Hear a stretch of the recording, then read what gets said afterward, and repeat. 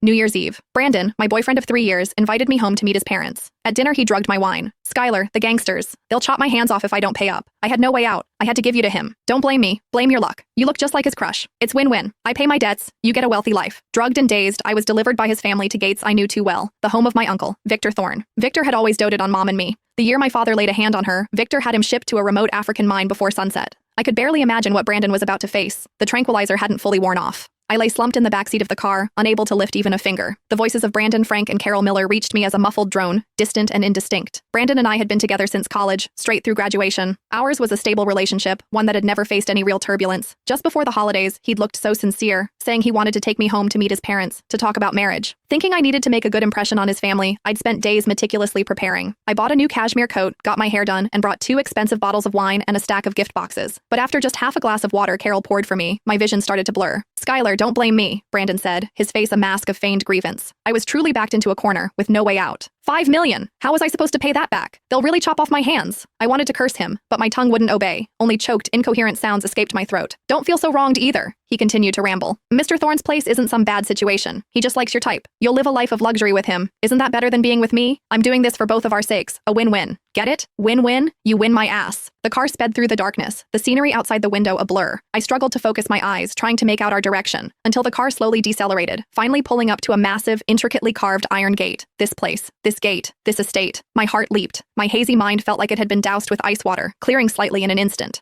No way. It couldn't be. Brandon and his mom dragged me out of the car, one on each side, practically pulling me across the front lawn of the estate. My cashmere coat was disheveled and torn. My heels were long gone. 2 straight-backed men stood by the door, watching us approach with expressionless faces. "Gentlemen, please inform Mr. Thorne. We truly couldn't raise the money, so we came up with a new way to settle the debt." Frank Miller bent at the waist, fawning over the men in black suits at the door. "We've brought Mr. Thorne a New Year's gift. He's definitely going to like it." One of the men shined a flashlight beam across my face. The light stung my eyes, making me squint. "Her?" His voice was flat.